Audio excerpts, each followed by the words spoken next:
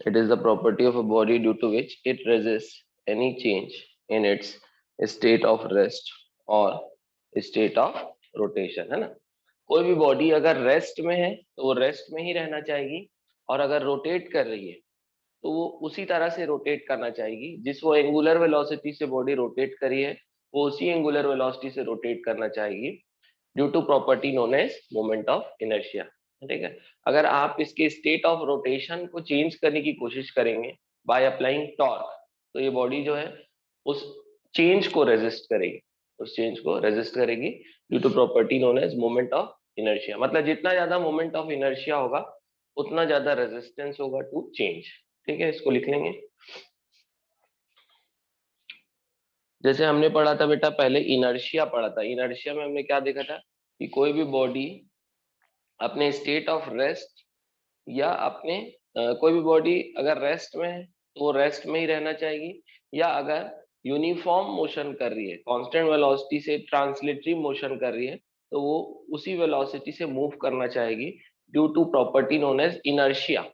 वो जो प्रॉपर्टी आती थी जिसमें बॉडी रेस्ट में तो रेस्ट में रहना चाहती थी, और कांस्टेंट वेलोसिटी से मूव कर रही है तो कांस्टेंट वेलोसिटी से ही मूव करना चाहती थी। मतलब वो अपने स्टेट ऑफ रेस्ट या स्टेट ऑफ ट्रांसलेशनल मोशन को वो में चेंज को वो अपोज करती थी। मतलब अगर उसका ट्रांसलेशनल मोशन जैसा हो रहा है वो वैसे ही होने देना चाहती थी।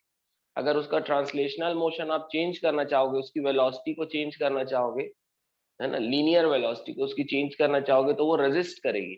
अगर वो बॉडी रेस्ट में है, उसको आप मोशन में लाना चाहोगे तो वो रेजिस्ट करेगी due to property known as inertia. और इनर्शिया क्यों आता था? ड्यू टू मास, है ना। मैंने आपको एग्जांपल बताया था कि जैसे फुटबॉल है और एक चट्टान है, तो फुटबॉल का मास कम है इसलिए उसका इनर्शिया भी कम होगा, मतलब उसको उसका रेजिस्टेंस भी कम होगा। मतलब अगर वो रेस्ट में तो उसको आप हल्की सी भी फोर्स लगा के मोशन में ला सकते हैं, जबकि एक चट्टान है उसका मास ज्यादा है तो उसका इनर्शिया भी ज्यादा है, मतलब उसका रेजिस्टेंस भी ज्यादा होगा। आप उसको आसानी से उसके स्टेट ऑफ रेस्ट को आसानी से चेंज नहीं कर सकते, उसको हिला नहीं सकते आप। तो वहां जो स्टेट ऑफ रेस्ट या स्टेट ऑफ मोशन को चेंज करने के लिए जो रेजिस्टेंस हो रहा था उसको क्या बोल रहे थे? इनर्शिया। और वो किसके प्रोपोर्शनल था? मास के। यहाँ पर जो है, यहाँ रेजिस्टेंस होगा किसमें mainly? To change the state of rotational motion. Resistance होगा किसके लिए? To change the state of rotational motion. जैसे पंखा अगर घूम रहा है, रोटेट कर रहा है, तो वो वैसे ही रोटेट करना चाहेगा। ठीक है। उसको आप रोकना चाहोगे या उसकी एंगुलर स्पीड को बढ़ाना या कम करना चाहोगे तो वो उस चेंज को रेजिस्ट करेगा due to property known as moment of inertia. फिर आपको जबरदस्ती उसको उसके स्टेट ऑफ रोटेशन को चेंज करना पड़ेगा। जबरदस्ती कैसे चेंज करोगे? बाय अप्लाइंग फोर्स या by applying torque. By applying torque. तो अपने आप वो खुद से नहीं करेगा, है ना। so property of body due to which it resists any change in its state of rest or state of rotation is known as moment of inertia। ठीक है। अब अगर जैसे कोई बॉडी है, जैसे मान लीजिए बेटा ये एक्सिस ऑफ रोटेशन है, ठीक, और ये बॉडी है, ये एक पार्टिकल है। पार्टिकल मतलब पॉइंट साइज ऑब्जेक्ट जिसका डायमेंशन बहुत नेग्लिजिबल हम मान सकते हैं। ये पार्टिकल है, इसका मास स्मॉल एम है, इसकी डिस्टेंस, इसकी perpendicular distance axis of rotation से स्मॉल आर, और ये ऐसा सर्कल में घूम रहा है। ये ऐसा सर्कल में घूम रहा है मतलब ये रोटेट कर रहा है। अगर ये रोटेट कर रहा है तो इसका कुछ ना कुछ मोमेंट ऑफ इनर्शिया होगा। तो इस पार्टिकल का मास है स्मॉल एम, इस पार्टिकल का मास स्मॉल एम है, इसकी perpendicular distance axis of rotation से स्मॉल आर है, तो इसका मोमेंट ऑफ इनर्शिया होता है small m r square. Note कर लेंगे, moment of inertia of the particle will be m r square. Note कर लेंगे। पार्टिकल का सिस्टम है ना, ये तो सिंगल पार्टिकल के लिए हमने निकाला मोमेंट ऑफ इनर्शिया। अगर मान लीजिए बहुत सारे पार्टिकल का सिस्टम है, ठीक है, बहुत सारे पार्टिकल का सिस्टम है, जैसे ये एक्सिस ऑफ रोटेशन है, ये एक पार्टिकल है m1, इसका डिस्टेंस है मान लीजिए r1। r1 मतलब m पार्टिकल का, फर्स्ट पार्टिकल का perpendicular distance from axis of rotation.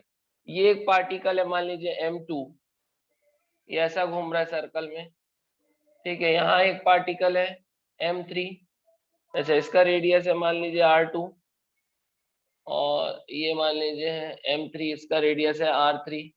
ऐसे ही करते करते nth पार्टिकल हो गया, मान लीजिए ये nth पार्टिकल है और ये ऐसा, इसका मास है mn, इसका रेडियस है rn, है ना। तो टोटल n पार्टिकल्स है मान लीजिए, और सभी एक एक्सिस ऑफ रोटेशन के अबाउट घूम रहे हैं।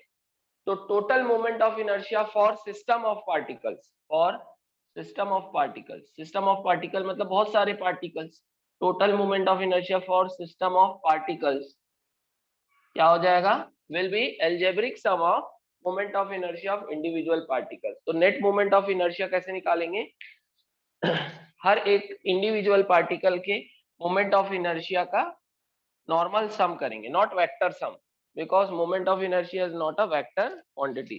तो यहाँ पर मोमेंट ऑफ इनर्शिया हो जाएगा m1r1 square plus m2r2 square plus m3r3 square plus dash dash dash dash dash plus mn square. ये हो जाएगा, मतलब अगर आपको टोटल मोमेंट ऑफ इनर्शिया निकालना है for system of particles, system of particles का टोटल मोमेंट ऑफ इनर्शिया निकालना है, तो इंडिविजुअल पार्टिकल का मोमेंट ऑफ इनर्शिया निकालेंगे और सभी को एल्जेब्रिकली क्या कर देंगे, ऐड कर देंगे। नोट कर लेंगे, है ना। मान लीजिए ये एक रिजिड बॉडी है ऐसे ही और आर्बिट्रेरी शेप की, है ना, और ये इस एक्सिस के अबाउट ऐसा रोटेट कर रही है, तो इसका मोमेंट ऑफ इनर्शिया हमको निकालना है। तो हम क्या करेंगे, यहाँ पर एक छोटा सा एलिमेंट लेंगे डीएम मास का, है ना, एक छोटा सा एलिमेंट लेंगे डीएम मास का लेंगे, और इसका परपेंडिकुलर डिस्टेंस देख लेंगे कितना है r। तो इस छोटे से मोमेंट, इस छोटे से पार्टिकल का, है ना, ये बहुत छोटा है, नियरली इक्वल टू जीरो, इसका मास बहुत छोटा है, नियरली इक्वल टू जीरो, है ना। ये पार्टिकल लाइक स्ट्रक्चर है, लेकिन मैं थोड़ा सा इसको बड़ा दिखा रहा हूँ ताकि आप लोग इसको देख सके प्रॉपरली, है ना। ये एक छोटा सा पार्टिकल हमने लिए हैं, इस रिजिड बॉडी का एक छोटा सा पार्ट लिए हैं, बहुत छोटा है, तो इसका मोमेंट ऑफ इनर्शिया भी बहुत छोटा आएगा, डी आई, ये आ जाएगा dm into r square.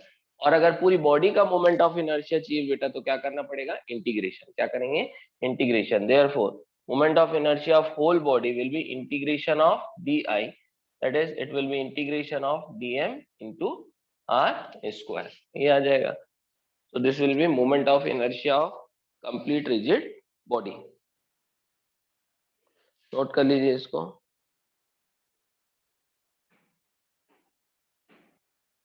Heading रहेगी some important points about moment of inertia, some important points about moment of inertia. पहला, it's dimensional formula, sorry it's SI unit, its SI unit is kg metre square, है ना, comma करके CGS unit ये रहेगी gram centimetre square. SI unit क्या रहेगी moment of inertia की, kg metre square, and CGS unit is gram centimetre square, है ना। क्योंकि मोमेंट ऑफ इनर्शिया क्या है बेटा, mr स्क्वायर, m मतलब पार्टिकल का मास, मास की यूनिट हो जाएगी केजी, r मतलब डिस्टेंस, मतलब मीटर स्क्वायर, क्योंकि r स्क्वायर है तो मीटर स्क्वायर, तो ऐसा यूनिट हो जाएगी मोमेंट ऑफ इनर्शिया की केजी मीटर स्क्वायर, और CGS यूनिट होगी ग्राम सेंटीमीटर स्क्वायर। ठीक, next dimensional formula. Dimensional formula क्या होगा मोमेंट ऑफ इनर्शिया का, डायमेंशनल फॉर्मूला ml स्क्वायर, है ना, m1 good, m1 l2 t0, m1 l2 t0, ये हो जाएगा इसका dimensional formula m1 l2 t0।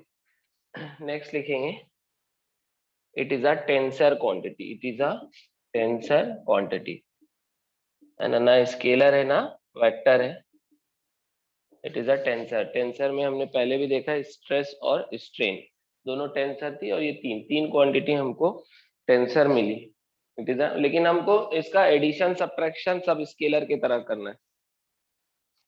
Next देखेंगे हम, moment of inertia of a body depends on, fourth points, moment of inertia moment of inertia of a body depends on,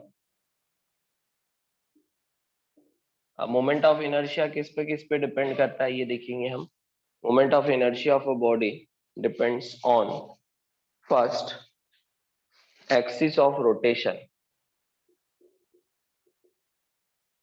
axis of rotation, है ना।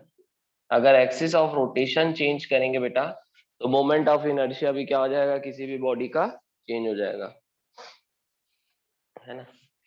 With change in axis of rotation moment of inertia, इसको मैं अब M आई से denote कर रहा हूँ। With change in axis of rotation moment of inertia of a body changes,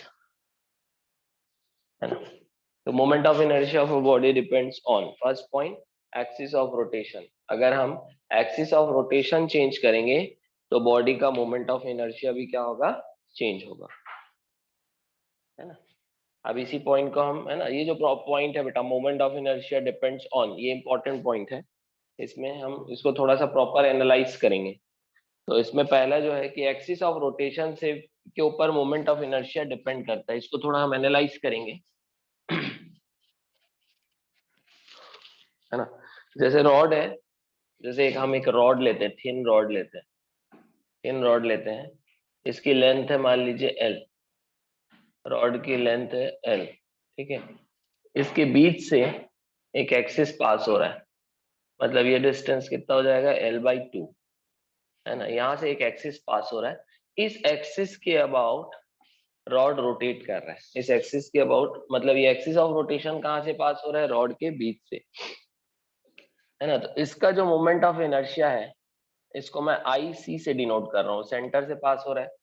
तो ये हमको याद रखना है, moment of inertia of rod about an axis passing through its centre is mL²/12, ये हमको याद रखना है। यहाँ पर रॉड का मास कितना है, m, है ना। ये याद रखना है कि रॉड का moment of inertia about an axis passing through its centre, देखिए ऐसा, इस एक्सिस, इसको रॉड ले लेते हैं अगर हम, तो ये एक्सिस ऐसा पास होगा, एक्सिस ऐसा पास हो रहा है बीच से, तो रॉड या तो ऐसा रोटेट करेगा या तो ऐसा रोटेट करेगा, तभी तो ये एक्सिस होगा, है ना।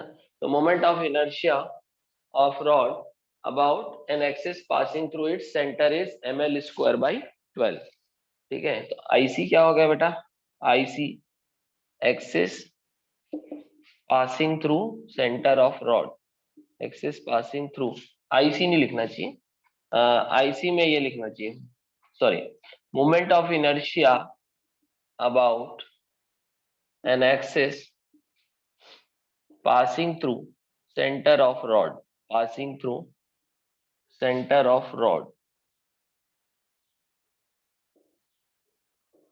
है ना। ये एक्सिस जो है रॉड के सेंटर से पास हो रहा है और रॉड के एक्सिस के परपेंडिकुलर है, ये रॉड का एक्सिस है और ये परपेंडिकुलर है ना। तो इसके अबाउट मोमेंट ऑफ इनर्शिया कितना हो गया, mL²/12, ठीक। अब अगर हम एक्सिस चेंज कर लेते हैं, एक्सिस ऑफ रोटेशन चेंज करेंगे तो मोमेंट ऑफ इनर्शिया भी क्या हो जाएगा बेटा, चेंज हो जाएगा, है ना। अगर मुझे, मैं इस एक्सिस के अबाउट ना करके अगर मुझे रोटेट कराना है इस एक्सिस के अबाउट, ठीक है, इसके अबाउट, है ना, ये कौन सा एक्सिस है, axis passing through one end of the rod, this is one end of the rod, ठीक है। इस एक्सिस को के अबाउट जो मोमेंट ऑफ इनर्शिया, इसको मैं IX बोल रहा हूँ, इसको मैं क्या बोल रहा हूँ, IX।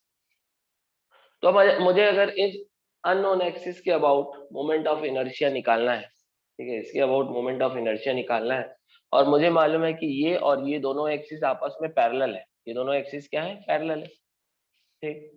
तो अगर ये दोनों एक्सिस पैरेलल हैं, इसके इस एक्सिस के अबाउट मुझे मोमेंट ऑफ इनर्शिया पता है, तो मैं इसके अबाउट निकाल सकता हूँ by applying parallel axis theorem, by applying parallel axis theorem, लिखेंगे parallel axis theorem, parallel axis theorem.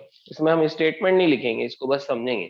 तो पैरेलल एक्सिस थ्योरम क्या बोलता है बेटा, कि अगर मुझे किसी अननोन एक्सिस के अबाउट मोमेंट ऑफ इनर्शिया निकालना है, ठीक है, और मुझे इस एक्सिस के पैरेलल कोई कोई एक एक्सिस के अबाउट मोमेंट ऑफ इनर्शिया पता है, जैसे मुझे इस एक्सिस के अबाउट मोमेंट ऑफ इनर्शिया पता है जो इसके पैरेलल है, तो मैं इसका मोमेंट ऑफ इनर्शिया, इस एक्सिस के अबाउट मोमेंट ऑफ इनर्शिया निकाल सकता हूं by applying parallel axis theorem. और वो क्या होगा, moment of inertia about this unknown axis I x will be equal to moment of inertia about a parallel axis that is IC plus mass of the body into इन दोनों parallel axis के बीच के distance का square into क्या हो जाएगा, है ना, क्या देखो, moment of inertia about unknown axis I x equals to moment of inertia about non parallel axis, है ना, इसके कोई पैरेलल एक्सिस होना चाहिए जिसका मोमेंट ऑफ इनर्शिया हमको पता है IC plus m that is mass of the body into perpendicular distance between these two axes का स्क्वायर। अब इन दोनों एक्सिस के बीच का परपेंडिकुलर डिस्टेंस कितना होगा L/2, उसका क्या करेंगे स्क्वायर। तो moment of inertia about unknown axis is equal to moment of inertia about a non parallel axis, parallel किससे होगा, इससे होगा, plus m into a square, this is parallel axis theorem. अब यहाँ पर कौन कौन सी क्वांटिटी क्या है इसको हम लिखेंगे, Ix क्या है बेटा, moment of inertia about unknown axis, है ना, अननोन मतलब न्यू एक्सिस जिसके अबाउट हमको निकालना है। दूसरा IC क्या बोल रहा हूं मैं, moment of inertia about non parallel axis, यहाँ पर हम लिखेंगे Ix is parallel to IC, Ix और IC आपस में क्या है, पैरेलल है, Ix is parallel to IC, ठीक है, Ix is parallel to IC and A क्या है बेटा, M तो क्या है, बॉडी का मास है, A क्या है, perpendicular distance between these two parallel axis. तो what is A, perpendicular distance, perpendicular distance between perpendicular distance between the parallel axis, ये जो दो पैरेलल एक्सिस है उनके बीच का परपेंडिकुलर डिस्टेंस कौन है, A, ठीक। तो अब अगर हम ये पैरेलल एक्सिस थ्योरम यहाँ इसके लिए अप्लाई करेंगे अगर, है ना, हमको जो है moment of inertia about this axis निकालना है, this is unknown axis, this axis is passing through one end of the rod, तो ये क्या हो जाएगा, इसके पैरेलल एक्सिस खोजो कौन सा है, ये है, जिसका मोमेंट ऑफ इनर्शिया हमको याद है कितना, ml²/12, ठीक। इन दोनों के बीच का परपेंडिकुलर डिस्टेंस कितना है, क्योंकि ये बीच से पास हो रहा है और ये एकदम वन साइड में एकदम कोने में है और ये बीच में, तो ये डिस्टेंस कितना होगा L/2। तो मोमेंट पैरेलल एक्सिस थ्योरम लगाएंगे तो मोमेंट ऑफ इनर्शिया कितना आ जाएगा Ix, तो Ix हो जाएगा moment of inertia is equal to IC that is ml²/12 plus m into a square, a क्या है, दोनों एक्सिस के बीच क्या, जो दोनों पैरेलल एक्सिस है उनके बीच का परपेंडिकुलर डिस्टेंस, ए कितना है L/2, तो L/2 का स्क्वायर कितना हो जाएगा बेटा, L²/4, तो यहाँ से Ix हो जाएगा, LCM कितना आ गया 12, ये हो गया ml² plus 3ml² that is 4ml²/12, ये आ जाएगा ml²/3, ये आ जाएगा क्या, ml²/3। तो moment of inertia about this unknown axis कितना आ गया, ml²/3। ये कैसे निकाले आपको समझ में आया क्या आप लोगों को, का मतलब ये है, एक तो यहाँ इस पॉइंट से दो चीज हमने कवर कर ली, एक तो पैरेलल एक्सिस थ्योरम हमने सीख लिया, दूसरा हमने क्या देखा कि अगर आप एक्सिस ऑफ रोटेशन चेंज करेंगे तो मोमेंट ऑफ इनर्शिया भी क्या होगा, चेंज होगा, क्योंकि हमारा पॉइंट तो वही था मेन कि अगर आप है ना, मोमेंट ऑफ इनर्शिया किस पे डिपेंड करता है, एक्सिस ऑफ रोटेशन में, है ना। अगर इस एक्सिस ऑफ रोटेशन के अबाउट मैं मोमेंट ऑफ इनर्शिया की बात करूं तो कितना आ रहा था, ml²/12, लेकिन बॉडी वही है, एक्सिस ऑफ रोटेशन हमने चेंज कर दिया, तो देखिए मोमेंट ऑफ इनर्शिया क्या हो गया, चेंज हो गया, ml²/3 3। तो कहने का मतलब है कि अगर आप एक्सिस ऑफ रोटेशन चेंज करेंगे तो मोमेंट ऑफ इनर्शिया भी क्या होगा, चेंज होगा, है ना। यहाँ से आई एक्स ध्यान रखेंगे बेटा, क्या है, ml² by 3। This is moment of inertia of the rod about about an axis passing through it's and, है ना। ये कौन सा एंड है ना, ये कौन सा एक्सिस है, axis passing through one end of the rod. Note कर लेंगे, है ना। पहले केस में मोमेंट ऑफ इनर्शिया कम था, ये एक्सिस था, और दूसरे केस में मोमेंट ऑफ इनर्शिया बढ़ गया, है ना, क्योंकि इससे पार्टिकल्स कंटिन्यूअसली दूर जा रहे हैं। यहाँ पर बीच में एक्सिस, इससे पार्टिकल उतने दूर नहीं है। तो एक्सिस से पार्टिकल जितने ज्यादा दूर होंगे, मैक्सिमम डिस्टेंस जिस एक्सिस के अबाउट रहेगा, है ना, जैसे इस एक्सिस के अबाउट मैक्सिमम डिस्टेंस कितना है, एल, जबकि इस एक्सिस के अबाउट मैक्सिमम डिस्टेंस कितना है, l/2।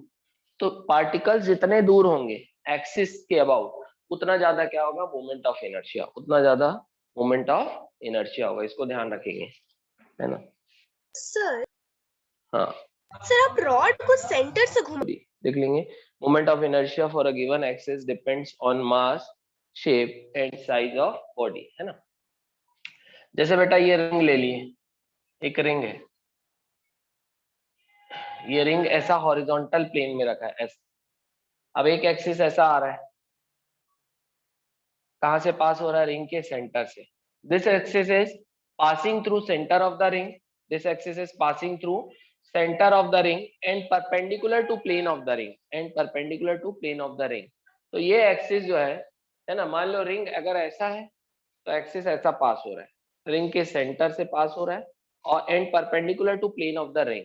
तो इस, है ना, मान लो रिंग का मास है कैपिटल M और रेडियस है कैपिटल R।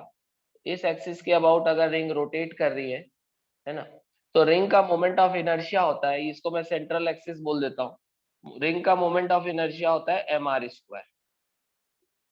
रिंग का मोमेंट ऑफ इनर्शिया क्या होता है, mr², ठीक है ना बेटा। जो सेंट्रल एक्सिस के अबाउट मोमेंट ऑफ इनर्शिया है वो हमको याद रखना है, बाकी हम डिराइव कर सकते हैं, क्योंकि ये खुद डेरिवेशन से है। फिर डेरिवेशन आप करोगे, इंटीग्रेशन ऑफ वो सब IDM करोगे, है ना, सॉरी इंटीग्रेशन ऑफ DMr² करके ये आएगा, लेकिन इसमें हमको इंटीग्रेशन नहीं कर सकते एग्जाम में, तो हमको इसको याद रखना, ठीक है। तो ये हो जाता है सेंट्रल एक्सिस के अबाउट मोमेंट ऑफ इनर्शिया हो गया mr²। अब यहाँ से क्लियर समझ में आ रहा है कि अगर आप साइज बढ़ा दोगे, मतलब रेडियस बढ़ा दोगे, मोमेंट ऑफ इनर्शिया बढ़ जाएगा, है ना। आर बढ़ जाएगा तो मोमेंट ऑफ इनर्शिया बढ़ जाएगा, मास बढ़ाओगे तो भी मोमेंट ऑफ इनर्शिया बढ़ेगा, है ना। तो यहाँ पर अगर आप मास बढ़ाओगे या फिर रेडियस बढ़ाओगे तो मोमेंट ऑफ इनर्शिया भी क्या हो जाएगा, बढ़ जाएगा। तो मास बढ़ाओगे, रेडियस बढ़ाओगे, मोमेंट ऑफ इनर्शिया क्या हो जाएगा बेटा, बढ़ जाएगा, सर ये आपका रिंग है या फिर डिस्क है? रिंग। तो ये हो गया मोमेंट ऑफ, है ना।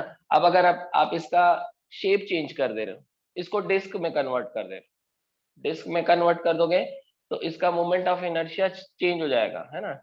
डिस्क, डिस्क में क्या होता है, अंदर में भी, है ना, सरकमफेरेंस के अंदर में भी मास होगा। एक्सिस वही रखोगे,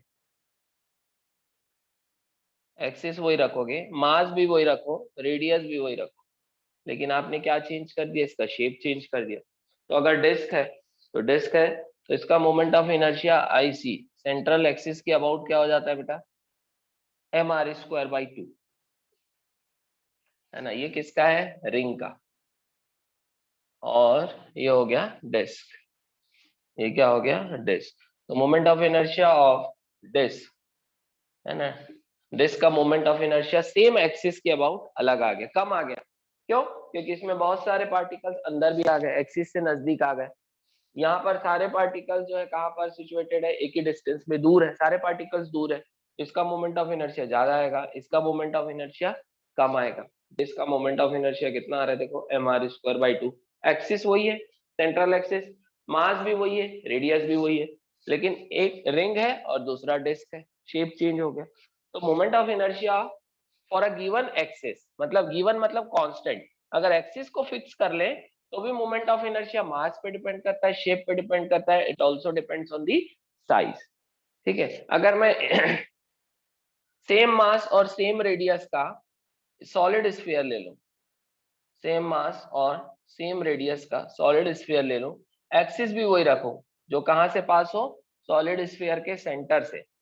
तो मोमेंट ऑफ इनर्शिया है ना, सेम मास का स्फीयर जिसका रेडियस सेम हो, तो moment of inertia of solid sphere जो हो जाता है, ये हो जाता है 2/5 mr²। क्या हो जाता है? 2/5 mr²। IC, axis passing through centre of the sphere, this is solid sphere. ये भी याद रखना है हमको, है ना। तो देखिए शेप आपने चेंज किया, एक रिंग ले लिया, एक डिस्क ले लिया, एक सॉलिड स्फीयर ले लिया, है ना, मास वही लिया, रेडियस वही लिया, एक्सिस भी वही लिया जो कहां से पास हो रही है, सेंटर से पास हो रही है। तो भी शेप चेंज होने के कारण तीनों का मोमेंट ऑफ इनर्शिया अलग अलग आ रहा है। इसका आ रहा है mr², इसका आ रहा है mr²/2, इसका आ रहा है 2/5 mr²। आ रहा है ये समझ में आपको पॉइंट, है ना। अगर मास, साइज, शेप और एक्सिस सभी को कॉमन रखें लेकिन मास का डिस्ट्रीब्यूशन अलग कर दें तो भी मोमेंट ऑफ इनर्शिया क्या हो जाएगा, चेंज हो जाएगा। तो थर्ड पॉइंट क्या है, for a given shape, size, mass and axis, it depends on the distribution of mass with in the body, है ना। जैसे कि हमने एक सॉलिड स्फीयर लिया, सेम मास का, सेम रेडियस का, है ना, mass capital M, radius capital R, axis भी वही रखा, और एक हॉलो स्फीयर लिया, सेम मास का, सेम रेडियस का, और एक्सिस भी वही रखा, same mass, same radius, axis भी वही रखा। तो मोमेंट ऑफ इनर्शिया जो होगा हॉलो सॉलिड स्फीयर का, मोमेंट ऑफ इनर्शिया जो आएगा about an axis passing through centre 2/5 mr², और हॉलो स्फीयर का मोमेंट ऑफ इनर्शिया आता है 2/3 mr²। ये हॉलो स्फीयर के लिए हो गया। तो देखिए यहाँ डिफरेंस किसका आ रहा है बेटा, मास भी वही है, रेडियस भी वही है, एक्सिस भी वही है, डिफरेंस किसका आ रहा है, सिर्फ मास डिस्ट्रीब्यूशन का। यहाँ पर मास कहाँ है, मास वॉल्यूम में भी डिस्ट्रीब्यूटेड है, यहाँ पर मास पूरा का पूरा कहाँ डिस्ट्रीब्यूटेड है, पेरीफेरी में। तो मास डिस्ट्रीब्यूशन का डिफरेंस आ रहा है, तो हम बोल सकते हैं कि it depends on the distribution of mass with in the body. लिखेंगे इसको। तो तीन चार फैक्टर्स हमने देखे जिसपे मोमेंट ऑफ इनर्शिया क्या हो रहा है, डिपेंड कर रहा है। क्या बोल रहा है, farther the constituent particles of a body from the axis of rotation larger will be its moment of inertia. ये पॉइंट मैंने आपको समझा दिया है कि पार्टिकल्स जितने दूर होंगे एक्सिस ऑफ रोटेशन से उतना ज्यादा क्या होगा, मोमेंट ऑफ इनर्शिया। ठीक, अब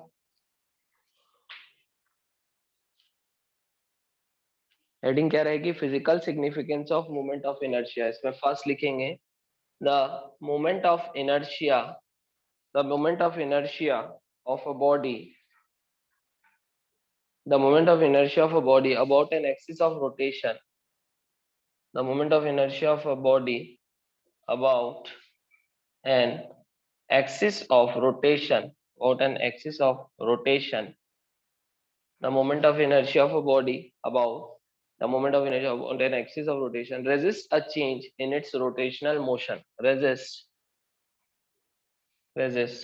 a change, resists a change in its rotational motion, in its rotational motion लिखेंगे, है ना। मोमेंट ऑफ इनर्शिया के ही कारण बॉडी जो है अपने रोटेशनल मोशन वाले स्टेट के में कोई भी चेंज है, कोई भी अगर चेंज आता है तो उसको क्या करती है, रेजिस्ट करती है। लिखेंगे next point, greater the moment of inertia, next point रहेगा greater the moment of inertia of a body, greater is the torque to required, greater is the torque, greater is the torque, है ना, greater the moment of inertia of a body, comma, greater is the torque required to change its state of rotation, greater is the torque required to change its state of rotation. It's a state of rotation, है ना? जैसे पंखा अगर तेजी से घूम रहा है बेटा, तो हल्का सा फोर्स लगा के उसको आप रोक नहीं सकते, है ना, क्योंकि उसका मोमेंट ऑफ इनर्शिया बहुत ज्यादा है। ठीक है, उसके लिए बीच में ऐसा थोड़ा सा फोर्सफुली अपने हाथ को ले जाना पड़ेगा, और थोड़ा सा हाथ को भी चोट आ सकती है। ऐसा हुआ है क्या कभी किसी के साथ धोखे से? ये मैंने क्लियर कर दिया है। The moment of inertia plays the same role in rotational motion as the mass plays in linear motion. इसको ध्यान रखना है आपको कि रोटेशनल मोशन के केस में आप मास को किससे सब्स्टिट्यूट कर सकते हो? मोमेंट ऑफ इनर्शिया से। जैसे हम आगे देखेंगे, kinetic energy of linear motion, translatory motion क्या होता है? Half m v square, v is the linear velocity. जबकि काइनेटिक एनर्जी ऑफ रोटेशन जो हो जाता है, वो हो जाता है बेटा हाफ। अब एम की जगह हम किसको रिप्लेस कर देंगे? आई को।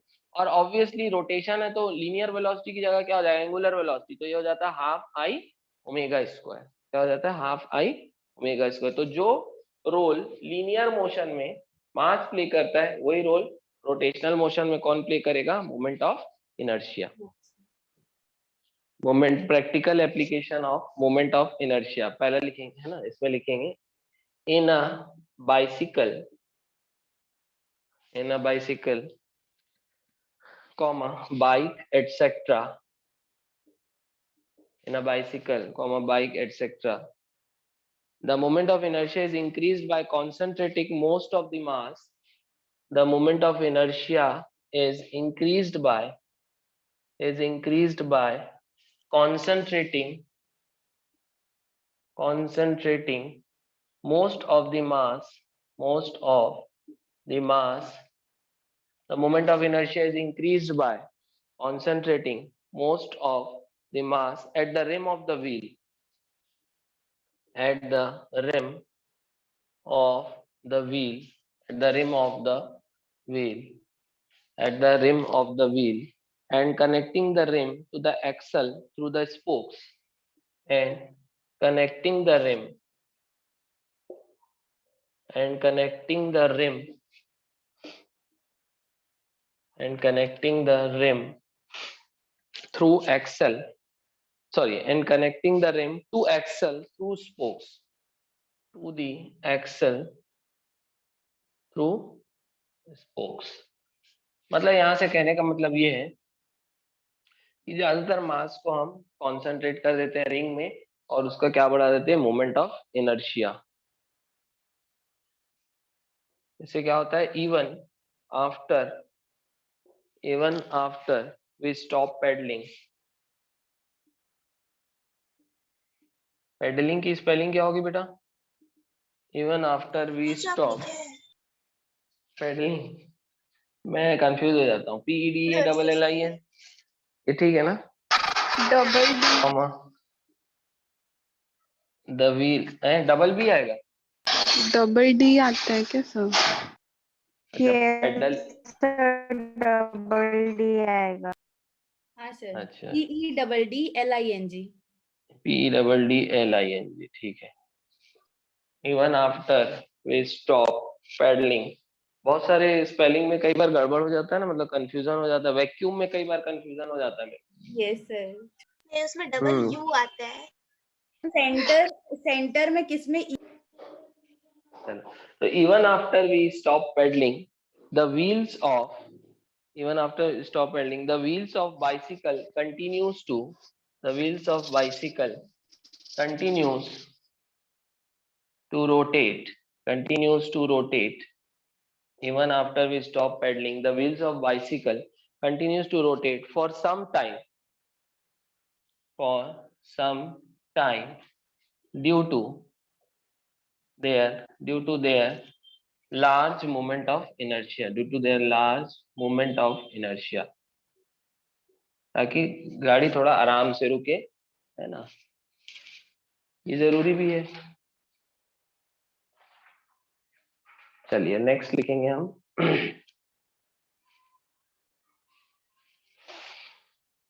अब हम लिखेंगे relation between rotational kinetic energy end moment of inertia. Relation between rotational kinetic energy end moment of energy inertia, है ना, relation between rotational kinetic energy and moment of inertia, relation between rotational kinetic energy and moment of inertia.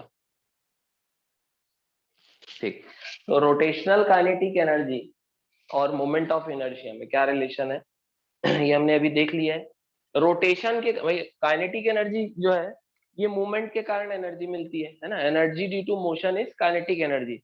अब चाहे अगर आपका motion जो है, अगर आपका लीनियर मोशन है तो आपकी काइनेटिक एनर्जी जो होगी वो लीनियर मोशन के कारण मिलेगी, हाफ mv²। अगर आपका रोटेशनल मोशन है तो आपकी काइनेटिक एनर्जी जो है रोटेशनल मोशन के कारण मिलेगी।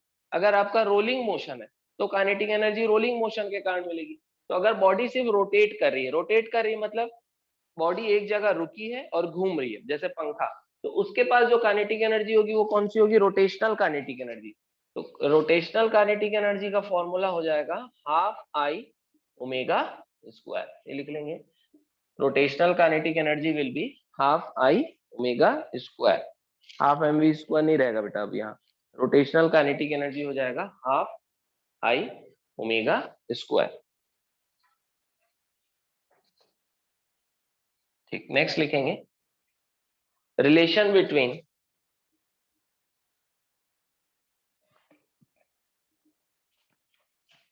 अच्छा, तो अब यहाँ पर रोटेशनल काइनेटिक एनर्जी जो है वो सिर्फ ओमेगा पे डिपेंड नहीं कर रही बेटा, वो आई पे भी डिपेंड कर रही है, and I depends on axis of rotation also. तो अगर कोई बॉडी की घूमने की स्पीड वही है लेकिन एक्सिस ऑफ रोटेशन चेंज हो गया तो उसका मोमेंट ऑफ इनर्शिया भी क्या हो जाएगा, चेंज होगा, तो उसकी रोटेशनल काइनेटिक एनर्जी भी क्या हो जाएगी, चेंज हो जाएगी, है ना। तो it depends on both moment of inertia as well as omega. Next क्या है, relation between rotational kinetic energy, rotational kinetic energy and angular momentum, and angular momentum, relation between rotational kinetic energy and angular momentum. ठीक है, तो यहां से rotational kinetic energy आ रही है half I omega square, तो हाफ आई ओमेगा स्क्वायर को half I omega into omega ऐसा लिख सकते हैं हम, है ना। अच्छा, ऊपर नीचे दोनों को न्यूमरेटर और डिनोमिनेटर से हम आई से मल्टीप्लाई और डिवाइड कर देते हैं, है ना। तो ये एक आई से मल्टीप्लाई किया और एक आई से डिवाइड किया, तो देखो ये आई ओमेगा क्या होता है, एल, आई ओमेगा इंटू आई ओमेगा क्या हो गया, एल इंटू एल क्या हो गया, एल स्क्वायर। तो ये हो जाएगा L square by two I, L square by two I. तो रोटेशनल काइनेटिक एनर्जी क्या हो जाता है, L square by two I. Rotational kinetic energy is L square by two I. एक फॉर्मूला आ गया जो रिलेट करता है रोटेशनल काइनेटिक एनर्जी और एंगुलर मोमेंटम को, है ना। इसके अलावा आप लिख सकते हो एंगुलर मोमेंटम हो जाएगा अंडर रूट ऑफ 2k_i, यहाँ पर k ध्यान रखना है रोटेशनल काइनेटिक एनर्जी है ना। एंगुलर मोमेंटम क्या है, अंडर रूट 2k_i, यहाँ पर k रोटेशनल काइनेटिक एनर्जी होगी, है ना। अंडर रूट 2k_i करोगे तो भी आपको एंगुलर मोमेंटम मिल जाएगा। So this is relation between rotational kinetic energy and angular momentum.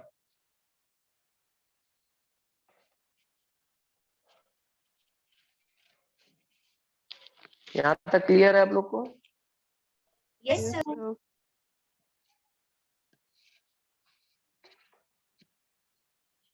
Radius of gyration बेटा वो डिस्टेंस होता है ना, किसी भी रिजिड बॉडी का रेडियस ऑफ गायरेशन जो होता है वो डिस्टेंस होता है। रेडियस ऑफ गायरेशन से हम के से डिनोट करते हैं, वो डिस्टेंस होता है कि जहां पर, कहां से डिस्टेंस ले रहे हैं हम, ये कहां से डिस्टेंस है, एक्सिस ऑफ रोटेशन से। तो radius of gyration axis of rotation से उस डिस्टेंस को हम बोलेंगे जहां पर इस बॉडी के बराबर मास का कोई एक पार्टिकल आ जाए, मतलब बॉडी की जगह हम किसको रिप्लेस कर दें, एक पार्टिकल को जिसका मास m हो, और उस डिस्टेंस के स्क्वायर से अगर बॉडी के मास को मल्टीप्लाई कर दे तो उस बॉडी का हमको क्या मिल जाए, मोमेंट ऑफ इनर्शिया। जैसे यहाँ पर आपको, आप रिजिड बॉडी आपको दिया है, अगर आपको पता चल जाए कि यहाँ पर इस बॉडी के बराबर एक मास आ गया है ना, इस डिस्टेंस में, के डिस्टेंस में बॉडी के बराबर एक पार्टिकल आ गया है, जिसका मोमेंट ऑफ इनर्शिया किसके मोमेंट ऑफ इनर्शिया के बराबर होगा, बॉडी के मोमेंट ऑफ इनर्शिया के। तो अगर मुझे पता चल जाए कि यहाँ एक पार्टिकल है जिसका मास है m, जिसका डिस्टेंस है k है, जो एक सर्कल में घूम रहा है, तो मैं सीधा सीधा क्या करूंगा, बॉडी की शेप, साइज और ये सबको बॉदर नहीं करूंगा। मुझे अगर k पता चल जाए, मुझे अगर ऐसा पता चल जाए कि बॉडी को एक पार्टिकल ने रिप्लेस कर दिया है, पार्टिकल की दूरी k है, और जो पार्टिकल का मोमेंट ऑफ इनर्शिया होगा वही हम किसका मान लेंगे, उस बॉडी का।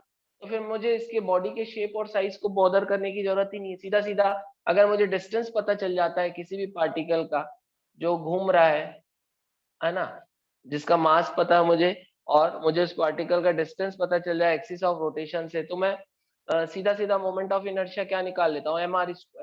तो वैसे ही अगर मुझे बॉडी की जगह एक पार्टिकल, बॉडी को एक पार्टिकल से रिप्लेस करना पड़ जाए जो इस पॉइंट पर सिचुएटेड हो, जिसका मास कैपिटल M हो, तो फिर इस पार्टिकल का मोमेंट ऑफ इनर्शिया निकालने में मुझे दिक्कत नहीं जाएगी। सीधा सीधा मैं क्या करूंगा, m² कर दूंगा, तो वो उस पार्टिकल का मोमेंट ऑफ इनर्शिया निकल जाएगा जो किसके मोमेंट ऑफ इनर्शिया को रिप्रेजेंट कर रहा है, पूरी बॉडी की। तो k वो डिस्टेंस होता है जिसके स्क्वायर से बॉडी के मास को मल्टीप्लाई कर दो, तो उस बॉडी का क्या मिल जाएगा, मोमेंट ऑफ इनर्शिया। तो k वो डिस्टेंस होता है कहां से, एक्सिस ऑफ रोटेशन से, है ना, उस k वो डिस्टेंस होता है फ्रॉम एक्सिस ऑफ रोटेशन जिसके स्क्वायर को अगर बॉडी के मास से मल्टीप्लाई कर दो, तो सीधा बॉडी का क्या मिल जाएगा, मोमेंट ऑफ इनर्शिया। फिर हमको ये नहीं सोचना है कि वो बॉडी रिंग है कि डिस्क है ना, क्योंकि अगर रेडियस के टर्म में आप लिखते हो तो रिंग का मोमेंट ऑफ इनर्शिया क्या हो जाता है, mr², डिस्क का हो जाता है mr²/2, है ना, सॉलिड स्फीयर का 2/5 mr², हॉलो स्फीयर का 2/3 mr², अलग अलग आ रहा है। लेकिन अगर मुझे के पता चल गया ना, तो फिर मुझे कौन से फैक्टर से मल्टीप्लाई करना है, इसको बॉदर नहीं करना है, मुझे सीधा सीधा k² को मास से मल्टीप्लाई कर देना है।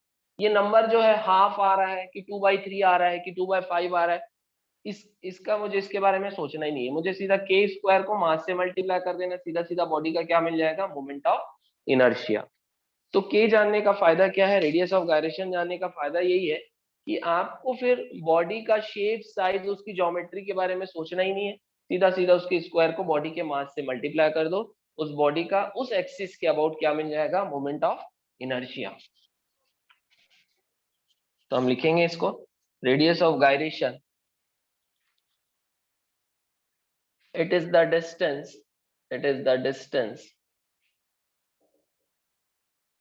from axis of rotation, it is the distance from axis of rotation whose square when multiplied with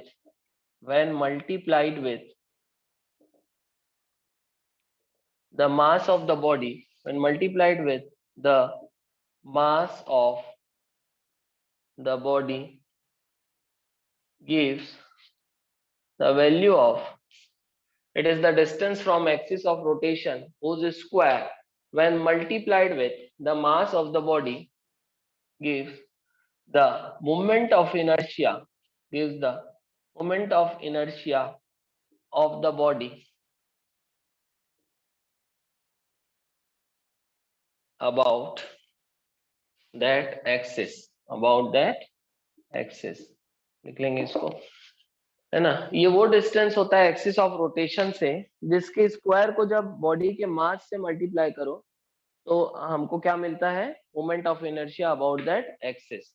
तो मोमेंट ऑफ इनर्शिया क्या हो जाएगा बेटा, m² किसी एक्सिस के अबाउट मुझे रेडियस ऑफ गायरेशन पता है, तो उसके स्क्वायर को, रेडियस ऑफ गायरेशन के स्क्वायर को बॉडी के मास से मल्टीप्लाई कर दो, मुझे क्या मिल जाएगा, उस एक्सिस के अबाउट मोमेंट ऑफ इनर्शिया। और यहाँ से k क्या आ गया, √I/m, k क्या आ गया, √I/m, that is radius of gyration कितना आ गया, √I/m, रेडियस ऑफ गायरेशन आ गया √I/m, नोट कर लेंगे। सर रेडियस ऑफ गायरेशन मतलब गायरेशन, है ना, तो है ना। जैसे मैं एक एग्जांपल ले रहा हूँ, radius of gyration of ring, radius of gyration of ring about an axis passing through its center,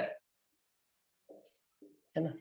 अगर मुझे रेडियस ऑफ गायरेशन निकालना है रिंग का, कौन से एक्सिस के about an axis passing through its centre, तो रेडियस ऑफ गायरेशन का formula under root I by m, तो यहाँ से के क्या हो जाएगा, अंडर रूट ऑफ आई की जगह क्या लिखेंगे, है ना, रिंग का मास m ले लो, रेडियस r ले लो, आई की जगह m r square by m cancel, कितना आ गया, r आ गया।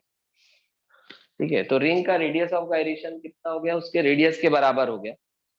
तो अगर मुझे मोमेंट ऑफ इनर्शिया ना देके के दिया होता, तो मैं सीधा सीधा मोमेंट ऑफ इनर्शिया क्या कर देता, एम के स्क्वायर कर देता, के की जगह क्या लिखता, आर लिखता, तो सीधा सीधा मोमेंट ऑफ इनर्शिया आ जाता, किसका आ जाता, रिंग का आ जाता अबाउट दिस एक्सिस। तो मुझे अगर के पता है तो मोमेंट ऑफ इनर्शिया मैं आसानी से निकाल सकता हूँ, तो के इज इक्वल टू आर। तो यहाँ पर रेडियस ऑफ गायरेशन जो है वो किसके बराबर हो गया, आर के बराबर हो गया। ये हो गया एग्जांपल फर्स्ट, ले लो। अब रेडियस ऑफ गायरेशन अगर मैं मुझे देखना है सॉलिड स्फीयर का, कौन से एक्सिस के about axis passing through its centre, मिटा दो बेटा, इसको लिख लियो आप लोग। जी सर। Yes. ये सेकंड एग्जांपल है क्या, radius of gyration of solid sphere about an axis passing through centre of sphere. तो this is solid sphere of radius capital R and mass m, and this is axis जिसके about हमको क्या निकालना है, radius of gyration.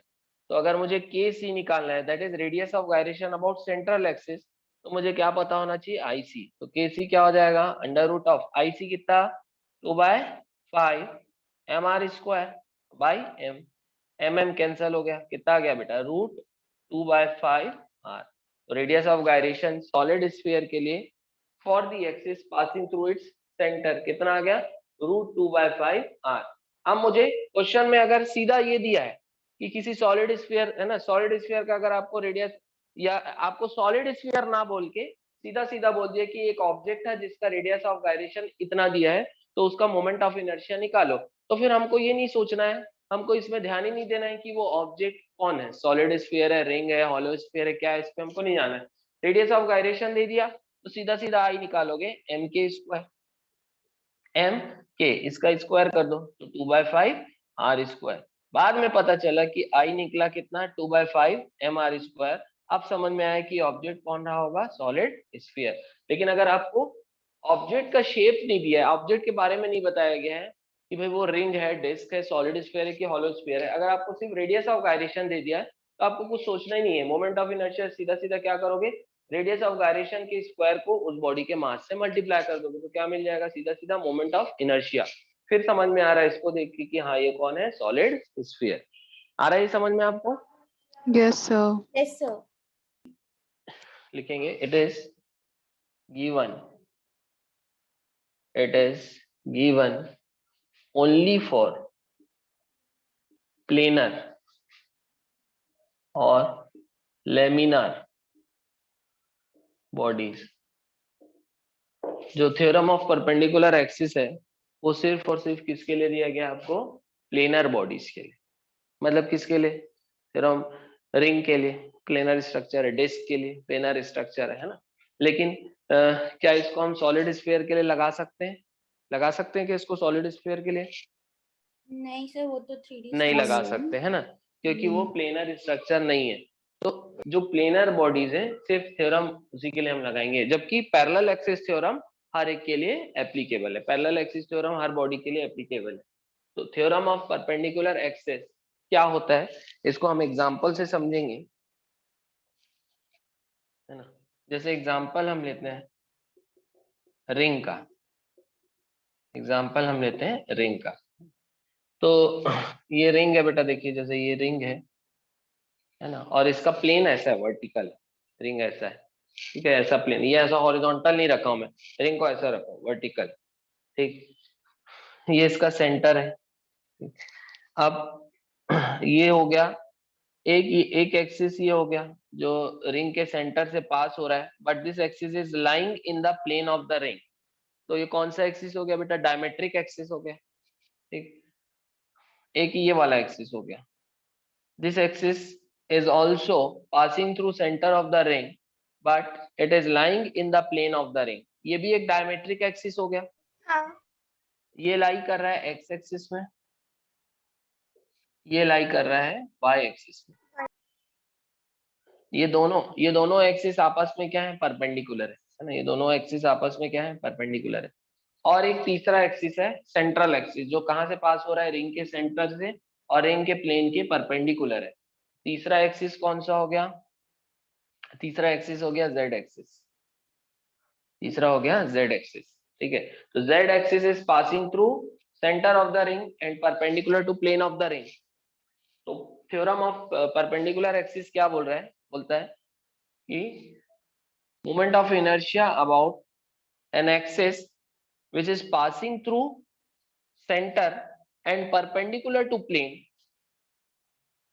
है ना, that is Iz is equal to the sum of moment of inertia about two perpendicular axes lying in the plane। ये दोनों axis जो प्लेन में लाई कर रहे हैं, दोनों आपस में परपेंडिकुलर होना चाहिए। इन दोनों के मोमेंट ऑफ इनर्शिया का sum, that is Ix plus Iy, वो किसके बराबर होगा? It is equal to moment of inertia of the body, है ना, moment of inertia of the body about an axis which is passing through. देखो, passing through centre तो तीनों में कॉमन है, लेकिन आई जेड कौन सा एक्सिस है? Which is perpendicular to plane, and I x and I y क्या है? Lying in the plane. तो ये दो एक्सिस जो प्लेन में लाई कर रहे हैं, इन दोनों एक्सिस के अबाउट मोमेंट ऑफ इनर्शिया का जो सम है किसके बराबर होता है? It will be equal to moment of inertia of body about perpendicular axis, है ना। देखो आई एक्स आई वाई दोनों प्लेन के, दोनों रिंग के प्लेन में लाई कर रहे हैं, दोनों रिंग के प्लेन में लाई कर रहे हैं, दोनों आपस में परपेंडिकुलर है, आई एक्स और आई वाई। भाई ये भी तो एक्सिस हो सकता है जो रिंग के प्लेन में लाई कर रहा हो, बट इस एक्सिस को हम कंसीडर नहीं करेंगे। क्यों? क्योंकि अगर मैं एक एक्सिस ये कंसीडर किया हूं प्लेन में, तो दूसरा एक्सिस इसके परपेंडिकुलर कंसीडर करूंगा। अगर मैं इस एक्सिस को कंसीडर करता तो दूसरा कौन सा होता? ये वाला एक्सिस जो इसके परपेंडिकुलर होता। तो कौन से दो एक्सिस लूंगा मैं प्लेन में जो आपस में परपेंडिकुलर होंगे? दो एक्सिस जो आपस में परपेंडिकुलर होंगे। दोनों एक्सिस कहां से पास होना चाहिए? सेंटर से पास होना चाहिए। दोनों एक्सिस क्या होना चाहिए? They must lie in the plane of the ring. दोनों एक्सिस के अबाउट मोमेंट ऑफ इनर्शिया का जो सम होगा वो किसके बराबर होगा? It will be equal to moment of inertia about an axis passing through centre and perpendicular to plane of the ring और प्लेन ऑफ द बॉडी। ये क्या है? Perpendicular axis theorem. आ रहा है क्या ये समझ में आप लोगों को? Yes sir. This is perpendicular axis theorem. अगर मैं रिंग का ही केस लूं तो ये एक्स एक्सिस हो गया, ये वाई एक्सिस हो गया। एक्स और वाई एक्सिस में आपको कुछ डिफरेंस दिख रहा है क्या बेटा? नहीं। No sir. कोई डिफरेंस एक्सिस है ना, चाहे मैं एक्स एक्सिस बोलूं चाहे वाई एक्सिस बोलूं, दोनों एक्सिस क्या है? आइडेंटिकल है। दोनों के about moment of inertia same होगा, क्योंकि दोनों एक्सिस के अबाउट मास डिस्ट्रीब्यूशन भी क्या है? सेम है। तो आई एक्स और आई डी, आई वाई की जगह मैं आई डी बोल सकता हूँ, क्योंकि दोनों आइडेंटिकल है। आई डी मतलब moment of inertia about diametric axis, क्योंकि दोनों ही डायमेट्रिक एक्सिस है ना। तो ऐसा मैं बोल सकता हूँ, देखो ये हो गया आई वाई, ये वाई एक्सिस हो गया, इसके about moment of inertia I y. ये एक्स एक्सिस हो गया, इसके about moment of inertia I x. तो आई वाई को मैं आई डी बोलता हूँ और आई एक्स को भी आई डी। तो दोनों आइडेंटिकल है और दोनों डायमीटर के अबाउट पास हो रहे, डायमीटर से पास हो रहे, इसलिए दोनों को क्या बोल रहा हूँ मैं? Diametric axis.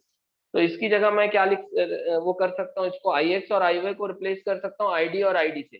तो moment of inertia about Z axis, तो जेड एक्सिस एक्चुअल में क्या है? सेंट्रल एक्सिस, जो कि कहाँ से पास है ना, जो सेंटर से पास हो रहा है और परपेंडिकुलर टू प्लेन है। आई सी लिख सकता हूँ is equal to I D plus I D, कितना आ जाएगा? 2ID। देयरफॉर आईडी कितना आ जाएगा? IC/2। आईडी कितना आ जाएगा? IC/2। तो यहां से हम क्या निकाल सकते हैं? By applying perpendicular axis theorem, हम क्या निकाल रहे हैं बेटा, ये moment of inertia about diametric axis कितना आ जाएगा, IC/2। और IC कितना है बता सकते हैं रिंग का? IC कितना है? रिंग का मास m है, रेडियस r है। IC मतलब कौन सा एक्सिस को मैं बोल रहा हूँ? वो एक्सिस जो रिंग के सेंटर से पास होता है और रिंग के प्लेन के परपेंडिकुलर है। पूरा डिस्क्रिप्शन इंपॉर्टेंट है। तो IC क्या है? mr²। इसको हमको याद रखना था, मैं आपको बताया। तो ID क्या हो जाएगा बेटा? ID क्या हो जाएगा? mr²/2। ID कितना हो जाएगा? mr²/2। अभी हम सारी चीजें एक टेबल में लिखेंगे, लेकिन मैं आप लोगों को अलग अलग एग्जांपल देके समझा रहा हूँ ताकि आपको समझ में आ जाए। तो moment of inertia about diametric axis क्या हो जाएगा? mr²/2, है ना। चाहे आप ये वाला डायमेट्रिक एक्सिस लो, चाहे ये वाला डायमेट्रिक एक्सिस लो, डायमेट्रिक एक्सिस के अबाउट मोमेंट ऑफ इनर्शिया कितना हो जाता है? IC/2। कहाँ से आया ये? परपेंडिकुलर एक्सिस थ्योरम से आया। क्या समझ में आपको? Yes sir. IC मतलब मैं क्या बोल रहा हूँ? Moment of inertia of ring about an axis passing through its centre and perpendicular to its plane. इस एक्सिस के अबाउट जो मोमेंट ऑफ इनर्शिया, और यही रिंग का नेचुरल एक्सिस भी रहेगा बेटा। अगर कुछ नहीं बोल रहा है तो एक्सिस इसी को मानोगे, IC को। मतलब मानोगे कि इस एक्सिस के अबाउट रिंग क्या कर रही है? रोटेट कर रही है।